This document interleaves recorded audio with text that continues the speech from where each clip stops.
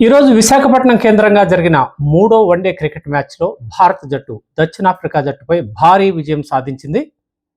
9 వికెట్ల తేడాతో ఈ ఘన విజయం భారత్ సొంతమైంది. 3 వన్డేల సిరీస్లో భాగంగా చివరి వన్డే ఈరోజు విశాఖపట్నంలో జరిగింది.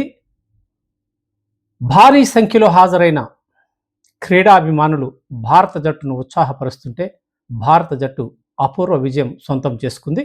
మొదట బ్యాటింగ్ చేసిన దక్షిణాఫ్రికా జట్టు నిర్ణీత 50 ఓవర్లకు పూర్తి చేయకుండానే 270 పరుగులు సాధించింది. తర్వాత బ్యాటింగ్కి దిగిన భారత జట్టు కేవలం 40 ఓవర్ల లోపే 1 వికెట్ కోల్పోయి 271 పరుగులని సాధించి విజయాన్ని సొంతం చేసుకుంది. దక్షిణాఫ్రికా జట్టులో క్లింటన్ డీకాక్ సెంచరీ సాధించగా భారత జట్టులో star opener Yashasvi Jaiswal century సాధించాడు. ఈయన మొదట్లో తడబడిన తర్వాత పుంజుకొని సెంచరీ చేయడం విశేషం. రోహిత్ శర్మ 75 పరుగులు సాధించాడు.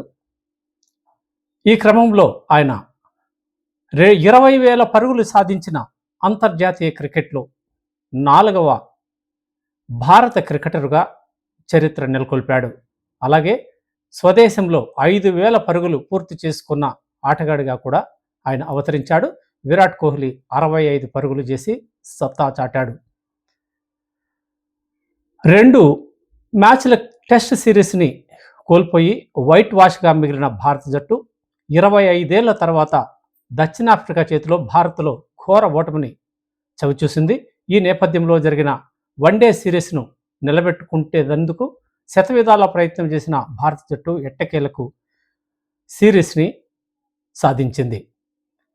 ఇప్పటికే జరిగిన 2 మ్యాచ్లో చెరువు జట్టు విజయం సాధించిన క్రమంలో ఈరోజు భారత జట్టు విజయం సాధించి 2-1 సిరీస్తో భారత జట్టు ఘన విజయం సాధించి సిరీస్ను సొంతం చేసుకుంది. టెస్ట్ మ్యాచ్కి వన్డే మ్యాచ్కి తేడా ఏంటంటే టెస్ట్లో రోహిత్ శర్మ విరాట్ కోహ్లీ లేకపోవడం, వన్డేలో వారిద్దరూ అనుభవజ్ఞులుగా జట్టుని ఆదుకోవడం ఈ విజయం సొంతమైంది. ఈ విషయాన్ని బీసీసీఐ కోచ్ గంభీర్ కూడా గుర్తులో పెట్టుకుని ముందుకు సాగితేనే భారత క్రికెట్ మరికొంతకాలం కొనసాగే అవకాశం ఉంది. అనుభవజ్ఞులైన ఈ ఇద్దరు ఆటగాళ్ళకి ఆడటానికి ఎటువంటి అడ్డంకులు లేకుండా బీసీసీఐ అన్ని జాగ్రత్తలు తీసుకోవాలని భారత క్రీడాభిమానులు కోరుతున్నారు.